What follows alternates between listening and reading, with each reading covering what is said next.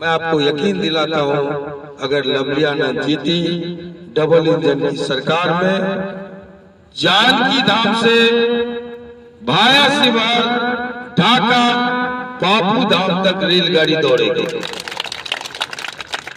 अगर हम जीते तो कुंडवा चैनपुर प्रखंड बनेगा। अगर लवली आनंद जीती पचपकड़ी को प्रखंड का दर्जा मिलेगा। अगर लवली आनंद जीती विनम्रता से, शालीनता से उसको स्वीकार कर लेने में ही उदाहरण है देश के सामने, देश की भलाई। और आनंद मोहन ने बड़ी शालीनता से, विनम्रता से उस सजा को काटा। न केवल 14 साल, 16 साल। वो आपके आशीर्वाद थे। लोगों ने मृत्युदंड की सजा सुनाई, आजीवन कारावास में तब्दील हुआ। लोग मेरे घबराए हुए थे साथियों, मैं जीता भी और किसी का इस्तीफा भी नहीं हुआ। ये भी बिहार में मैं मानता हूं, बिहार का बच्चा बच्चा जानता है, मैं उस गुनाह की सजा काट के आया हूं जो मैंने कभी किया है। बावजूद इसके आप कहेंगे क्यों? इसलिए कि कानून बनत, आजादी और लोकतंत्र की बहाली में हमारे 6 पुरखों ने कुर्बानियां दी। हम स्वतंत्रता सेनानी परिवार से न केवल मैं हूं बल्कि लवली आनंद भी है। रामेश्वर बाबू और राम बहादुर बाबू दोनों आजादी के संघर्ष में मित्र हुआ करते थे। मेरी शादी के पीछे भी असली कहानी यही है कि दोनों मित्र थे। दोनों का इरादा था कि ये परिवार जुड़े और कालांतर में हम उसके मोहरे पात्र बने, चाहे लवली आनंद हो या आनंद हो। साथियों मित्रों, आजादी और लोकतंत्र की बहाली में हमारे पुरखों का योगदान है। हम उस संस्था के सदस्य रहे 2 बार, एक बार निचली ये बिहार विधानसभा के और 2 बार राष्ट्र की सबसे बड़ी पंचायत के जो कानून बनाता है। लवली आनंद भी रही और आज मेरा बेटा चेतन आनंद भी है।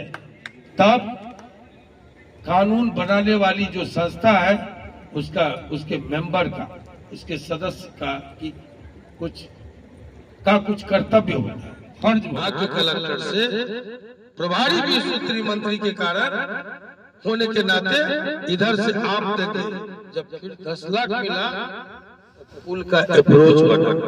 इसलिए साथियों मित्रों, हम सरोगढ़ में थे और हम देख रहे थे बांध पर से मोतिहारी जो फकत 5 किलोमीटर, लेकिन 5 पाया बनाने में 25 करोड़ चला जाएगा। कुछ नहीं चाहिए, 500 करोड़, 1000 करोड़।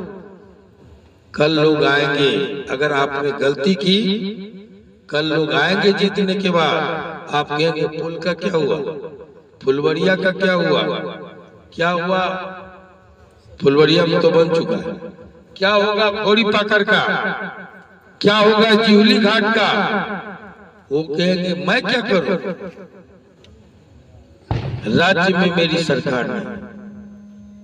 वो कहेंगे मैं क्या कर सकती, केंद्र में मेरी सरकार नहीं है। अगर कल को यही रोना है तो आप एक कुशल अधिवक्ता को चुनिए जिसका नाम लवली आनंद है, जो आपकी आवाज को सदन में उठाएगी, आपके अधिकारों को आपके दरवाजे तक पहुंचाएगी। साथियों, हैसियत इतनी होनी चाहिए कि प्रधानमंत्री का भी प्रेम से हाथ पकड़ के घाट पर लाए,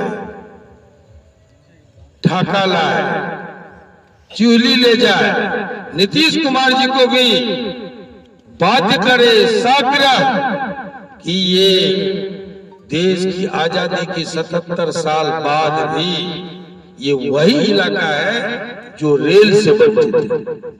शिवहर, मेरा इशारा शिवहर की तरफ। 77 साल बाद भी हम इन बड़े पुलों से वंचित हैं। इसलिए माननीय मुख्यमंत्री जी, माननीय प्रधानमंत्री जी, इस इलाके पर विशेष ध्यान दीजिए।